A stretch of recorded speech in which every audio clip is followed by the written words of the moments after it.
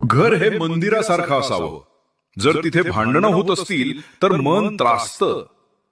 ऐक बाळा, घरात भांडणं असणं हे साहजिकच आहे. प्रत्येक जण वेगळा विचार करतो, वेगळे वागतो. पण संवाद नकोसा झाल्यावरच जास्त गोंधळ सुरू होतो. तू बोलतोस का?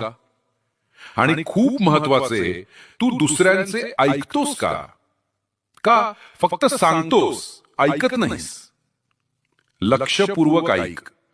जर प्रेम कमी आणि अहंकार जास्त झाला की कटुता वाढते. एक छोटी गोष्ट कर. घरात रोज 5 मिनिटं सर्वांना शांत बसायला सांग. कुठलाही फोन नाही, टीव्ही नाही. फक्त एकमेकांशी बोला, ऐका आणि समजून घ्या. हळूहळू मूळ कारण लक्षात येईल.